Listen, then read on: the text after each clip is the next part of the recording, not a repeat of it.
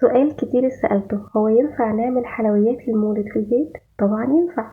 طيب يا ترى هي صعبة؟ أبدا، سهلة جدا، لكن ليها تكنيك مخصوص. طب محتاجين أدوات أو حاجة أو ترمومتر أو أي حاجة عشان نعمل الكلام ده؟ لا، هنعملها بطريقة سهلة وبسيطة كمان من غير أدوات. طيب يا ترى هتطلع معايا زي الجاهزة؟ ويا ترى هوفر ولا هرمي الفلوس والخامات في الأرض؟ لا طبعا، هتطلع معاكي أحلى كمان من الجاهزة، وهتوفري جدا لأنك هتعمليها بإيدك، يعني هتوفري حاجات كتيرة قوي. كمان هتطلع معاكي تحفة جدا. شايفين بقى اللذيذة البيضة؟ ده أول صنف في حلويات المولد هنعمله بمنتهى البساطة. ولو لسه مبتدئة اعمليه، سهل جدا وبسيط، وكل يوم هنزل لكم فيديو جديد. كمان هقول لكم نغلفها ازاي بالشكل الحلو ده ونحطها في علبة الحلويات. لكن قبل ما تعملي لايك واشتراك في القناة لازم تصلي على رسول الله. اللهم صل وسلم وبارك عليك يا حبيبي يا رسول الله. يلا بقى لايك الفيديو واشتراك في القناة، وطول ما انتوا بتتفرجوا صلوا على الرسول، وطول ما انتوا بتعملوا حاجة في المطبخ صلوا على الرسول، صلوا على شفيعنا حبيبنا سيدنا النبي. اللهم صل وسلم وبارك عليه. نقول بسم الله وتعالوا نبدأ الوصفة. معايا نص كوباية من السكر. يفضل يكون سكر لونه فاتح. 30 ملي من المية. ومعايا كمان عسل جلوكوز، ده العسل بتاع الحلويات، موجود عند أي محل عطارة أو مستلزمات حلوية. برضو نص كوباية. السكر 125 جرام، المية 30 ملي، عسل الجلوكوز 125 جرام، حوالي برضو نص كوباية. بس كده، بس كده. هنحط بقى الطاسة بتاعتنا الحلوة دي على النار أو الكسرول دي على النار، وهنبتدي نقلب فيه بالشكل ده لغاية لما يدوب تماما ويمتزجوا ببعض. التكنيك هنا في تسوية السكر. بصوا، أول ما يبتدي يغلي بالشكل ده دقيقة واحدة بس، يغلي كله ونبتدي نقلب كده عشان كله يغلي. هي مجرد دقيقة، وما تخليش السكر يغمق معاكي. دقيقة وتكوني النار بتاعتك تكون متوسطة.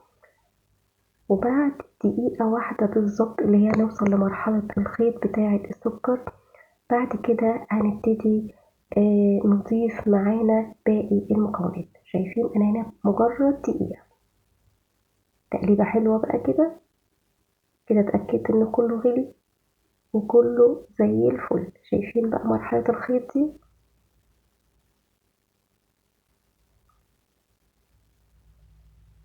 بعد كده هيكون معايا 200 جرام من جوز الهند الناعم. طبعا في بيبقى خشن شوية وفي بيبقى ناعم قوي، استخدمي الدرجة اللي انتي تحبيها. ومعايا كمان 30 جرام كده من الزبيب، ونبتدي نضيفهم ونقلب بسرعة بالشكل ده. طيب ممكن نعملها من غير زبيب، ممكن. في المرحلة دي أنا بطفي النار وببتدي أكمل تقليب. مهم جدا إنك تطفي النار، ما تخليش النار شغالة. وبنقلب كويس جدا علشان جوز الهند يمتزج ويتشرب كده كل السكر أو كل العسل السيرب اللي احنا عملناه. ممكن نعملها من غير زبيب، ممكن طبعا. طيب في إضافات تانية، ممكن نضيف فروتة مسكرة، أو ممكن نضيف كريز مسكر برضو يتقطع ونضيفه على جوز الهند. نقلبها بقى كده، ريحتها بصراحة خرافية. تقدروا طبعا تضيفوا النكهات اللي بتحبوها، لو بتحبوا تضيفوا فانيليا أو أي حاجة، لكن أنا بكتفي بطعم وريحة جوز الهند.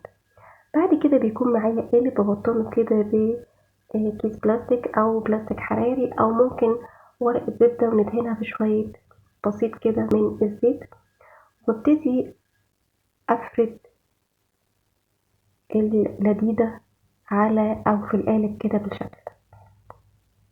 افردها كويس وببتدي أسويها كده بالشكل ده، وأشوف لو في أي مكان مش متساوي أو جزء أعلى جزء أقل، ببتدي أظبط كده الفورمة بتاعتي.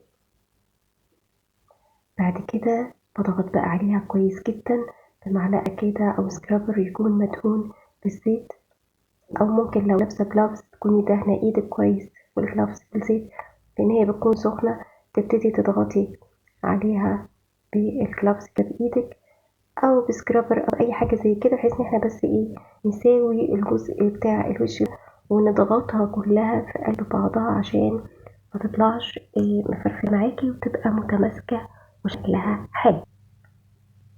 أنا هنا حطيت كيس بلاستيك كده، بعد ما هديت شوية ابتديت أضغط بقى كده بإيديا. حطيت كيس بلاستيك على الوش، يعني سخنة بس قدرت أتحملها. وابتدي أضغط بقى كده كويس كده. شايفين كده شكلها؟ أنا عملت 2 من القالب ده، خليت السمك بتاعها عادي زي اللي بنشتريها رفيعة مش تخينة. حابة تعمليها أخن تقدري تضيفي طبعا كمية أكبر. أنا كده في القالبين دول هسيبهم بقى كده يرتاحوا كده ويبردوا كده ويشدوا شوية كده معايا، يعني دقيقة كمان، مش هيبقى يبرد قوي، يعني يدوب بس كده ترتاح سنة بسيطة. دقيقة ونبتدي بقى سكينة كده مدهونة بالزيت ونبتدي نقطعها على حسب المقاس اللي احنا عايزينه. مهم جدا تكوني دهنة السكينة بتاعتك بزيت علشان ما تلزق معاكي وتبقى صعب يعني في تقطيعها. طبعا احنا بنحدد هنا كده، وبعد كده ببتدي لما اجي اطلعها من الفرن اقدر اكمل بقيه التقطيع، لان هي ما بتبقاش ناشفه، يعني بتبقى طريه، بس بنحدد كده الشكل بتاعها وعلشان مقطعهاش بعد ما تخلص وتبتدي ترفد مننا. ممكن برضو بالمقطع كده اقطع زي ما انتم شايفين، برضو نكون دهنين وزي نبتدي نقطع كده بالشكل ده على حسب المقاس اللي عايزاه بقى الشكل المطيل ده، عايزاه مراعاة اعملي المقاس اللي كده. عايزة تحطيها في فورم صغيرة وتبتدي تغطيها على كيس بلاستيك يكون ليها فورمة صغيرة يكون ليها أشكال مدورة أو أي شكل تاني، مفيش مشكلة. بس أنا هوريكم الطريقة اللي هي يعني الدرجة أو الشكل أعرف عليه، وبعد كده تفنني براحتك زي ما انت عايزة. شايفينها شكلها؟ بسيبها بقى تبقى تماما على الرخامة، مش بدخلها تلاجة حاجة، بنسيبها عادي كده. أنا قطعهم هنا كده كلهم وعملت المقلب بالنسبة لي كان مناسب. بعد اللذيذة بتاعت بتطلع من الفورمة وحددت الحرف تمام كمان كده بالسكينة وتطلع بسهولة. طبعا هي فيها الزيت الكافية، يعني هنقع على الكيس بلاستيك أو نبتة معانا بمنتهى البساطة، مش هتاخد منك وقت خالص، خلاص معاك قليل جدا. أهم حاجة ما تزوديش تسوية السكر، يستوي يعني مجرد يغلي دقيقة بالظبط 60 ثانية، وحطي على طول الماء بتاعتك جدا وجميلة وكده لدينة وطرية، وكده الطعم بتاعها والندغة بتاعتها حلوة وطعمها فيه منتهى وكمان ريحة حلوة.